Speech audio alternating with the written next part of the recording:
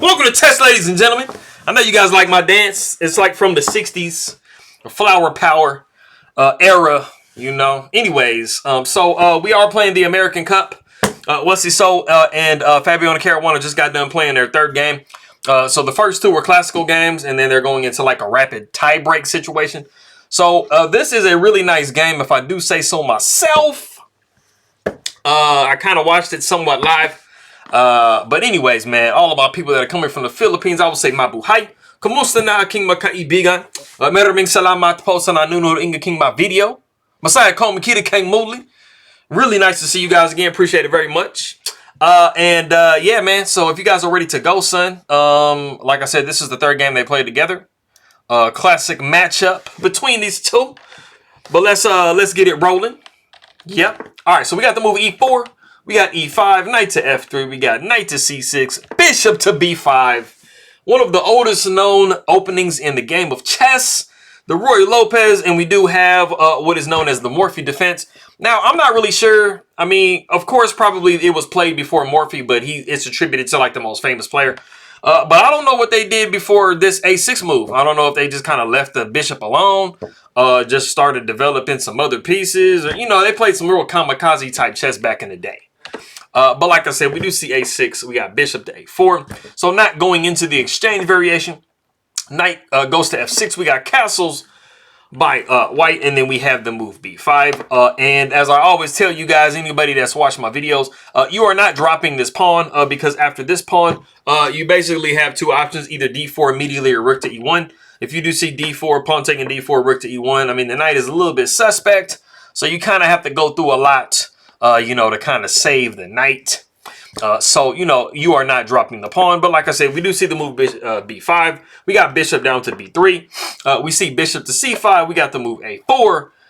You know, even as early as move 7 in the game, I mean, we're taking advantage of the fact that black has a rook that is undefended on the square A8.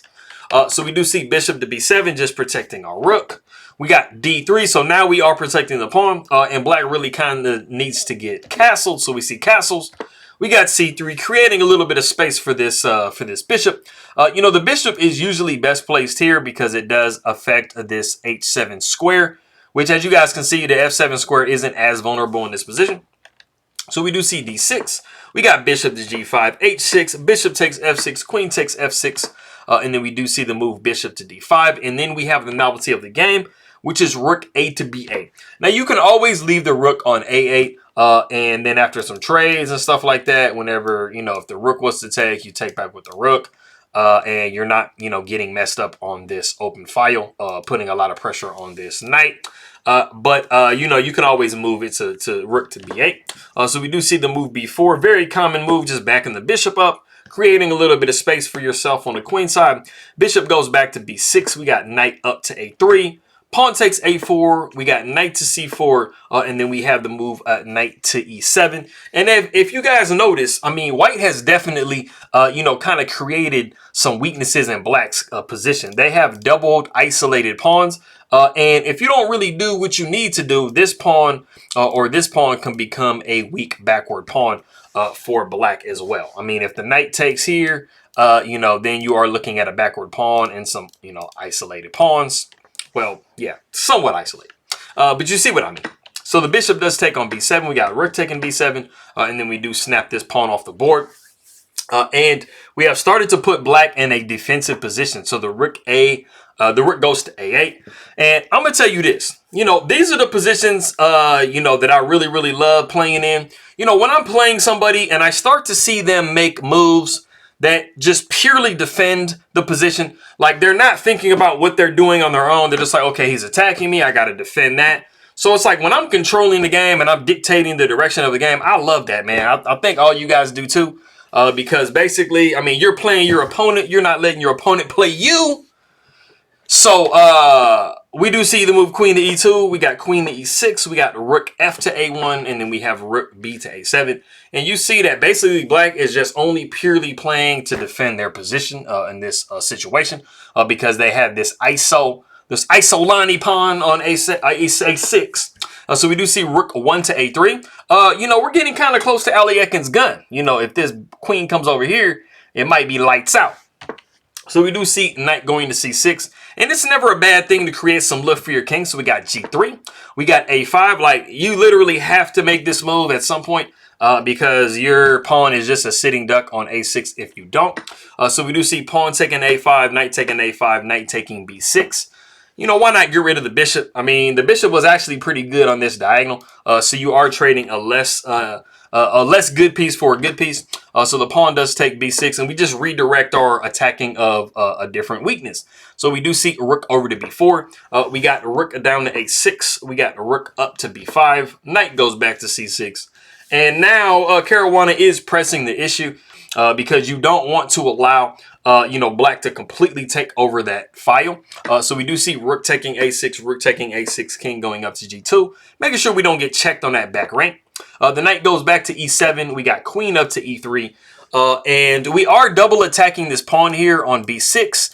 But Fabiano was like, bro, I'm cool as a cucumber. I'm going to counterattack. So you guys probably heard me say before, one of the best ways to counterattack, or one of the best ways to defend a position, is actually to counterattack.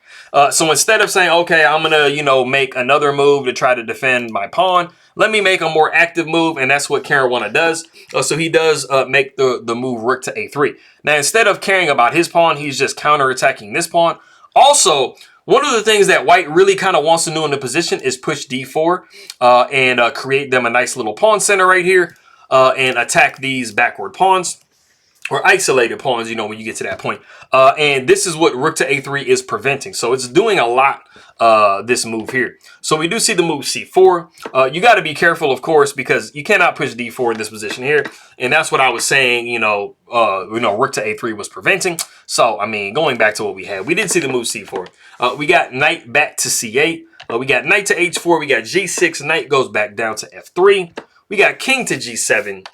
We got h4, queen to f6, and then the knight goes down to d2. Now, this is something I want to mention in this position right here. So, you have a really, really nice position if you're white right here, right? But something that you need to be thinking about is, okay, so I got this really nice position, right? It's like I'm attacking this isolated pawn right here. This pawn can't push, so I'm keeping these pawns weak. What else can I now try to do to improve my position even more than it already is? Well, one of the things you probably notice is that your knight, even though it's placed on a great square, it's not really doing like a lot in this position. Where would it be much better placed? And this is something it's like kind of like a knight journey.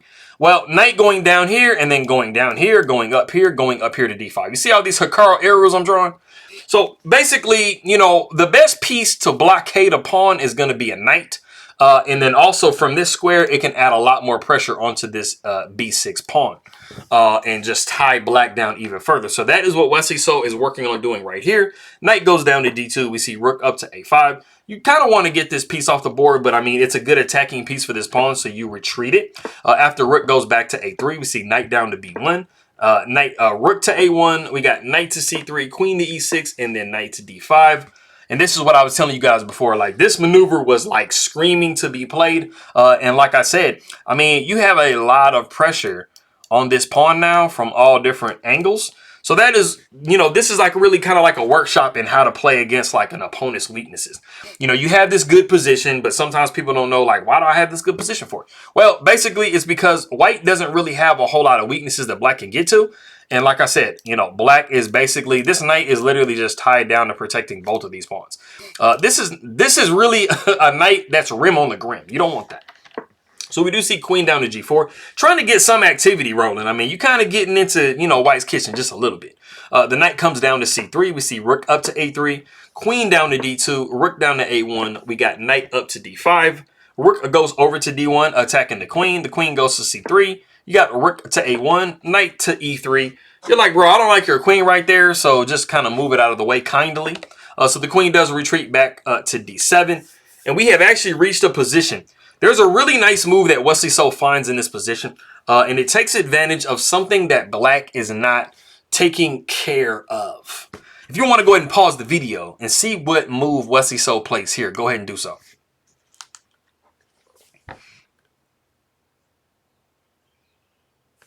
Okay, so I don't think this is actually a very hard move to find. It might kind of take a little bit of calculation, but something that you should notice is number one, like I always tell you guys before, that, I mean, black has some undefended pieces in their position. They have this queen and they have this rook that basically are disconnected and they're not protecting each other, right? So is there a tactic in here somewhere? Absolutely. If you can move this rook somewhere with, like, you know, kind of some gusto, you know, you have the ability to take this rook. And that's exactly what Wesley so does. So if you found rook takes b6 with nothing, rook takes b6, then you would be pretty gangster. You did recognize what I just got done saying. So whenever you are in positions, you always want to be looking for what your opponent has weak in their position or undefended. Undefended pieces are probably like 40 to 50% of tactics that are lying in positions. So after we see rook taking b6, knight takes b6, and then we do scoop this rook down here on a1. And we have just, you know, gotten us a pawn. You know, so now we're a pawn to the good for white. You know, we're up about +2, plus 1.7. So this should be enough to win the game, but you still have to play accurately. So we do see knight down to a4, and this does give the opportunity for Wesley so to play another nice move, which he finds, and that is f4. Queen goes back to e8. We got pawn taking e5, pawn taking e5. We got h5. You know, you have an extra pawn, so try to break up the position. I mean, this king is going to be a lot less safe if you start to rip this protection around the king away. And you will notice coming up that black is in a very, very, very tied down position. We got knight over to c5. We got pawn takes g6, king takes g6. We got knight up to f5. Perfect, beautiful outpost. So literally this game is all about outposts. We got the king going back to h7. We got queen up to a3, which is a very nice move. And it's just simply attacking this knight and not allowing it to capture this pawn on d3. So it's kind of a twofer. There was actually a much stronger move in this position, which Wesley So does find one move later. But the move was actually queen to a7. And you remember me telling you before how black is in a really, really tied down position? Well, this is the thing. Queen to a7 attacks this knight that's undefended. It also attacks this f7 pawn. So it really leaves white with not a whole lot of options. Basically, the only move you can make to protect everything is queen to f8.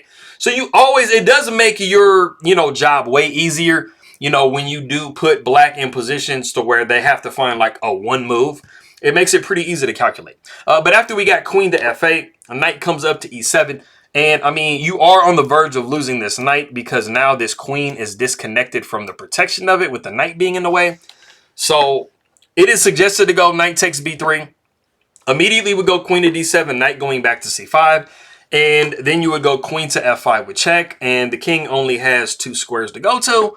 Either of those squares allows you to check on e5. And then after literally whatever, you have the ability to picking up this knight. So that is a very, very nice move. But like I said, we did not see that. We saw the move queen to a3, which still kind of ends up getting into a similar situation because black is very, very dire in this situation. Queen goes down to c6. We got queen up to a7 now. So it does double attack like I was saying before. So this is like great, crazy great. Knight goes back to d7 to block. We got queen down to a5. We got queen over to g6. Queen goes to d5. So still constantly attacking all these pieces. Attacking this knight, attacking this pawn, getting ever closer to the king. So the knight kind of gives now going to f6. We see queen taking e5, knight down to g4. Not really doing much because the queen kind of wants to move anyway. Queen goes down to d4, queen goes to g5, and then we find the really nice queen to c3. And there really isn't a whole lot you can do about this pawn scoring a touchdown. We do see the move h5. We got c5. Push him, baby, right? We got the move f6 blocking. So that's something else that queen c3 did too. You want to maintain this diagonal because you do have checkmate on g7 here. So after we see the queen going down to c3, we do see c5, f6. Queen goes down to b2 because we see that we got some nasties rolling if we could start getting some checks rolling. So that is what we see. Knight goes to e5. We see the move c6. And we do see the move queen to g4. It might look like you can take that pawn. But if you do, you'd be looking at this and the knight drops. But in pretty much any variation, the knight drops anyway. After we see c6, queen goes to g4. We do see queen going to b7, and then Wesley So just decides to check him to death. After the king goes to h8, we see queen to b8, we check. The king goes down to h7, queen to c7, check. King goes to h8, and we do have queen to d8 with check. And it is in this position that Fabiano Caruana resigns the game. Now, for any of you who are not sure why Caruana is resigning the game, you're like, well, I mean, yeah, you're down 2 pawns, but like, is it really completely over? Absolutely it is. And I will show you exactly why. If we continue this position here, You would see the king going back down to h7. Queen would go down to e7 with check. The king would go back to h8. The queen would go down to f6 with check. The king would go back to h7. You would check again on e7 with the queen. The king would go to h8, and then you would be checking again on e5, and you have just lost a piece and another pawn. So this is completely like throw the whole thing away. Now, some of you guys might be wondering, like, can't you go to g8? In these positions here, let's say, for example, the queen goes to e7 with check, and the king goes to g8. You're like, okay, I'm kind of avoiding all of this stuff that's going on. I don't have any checks, right?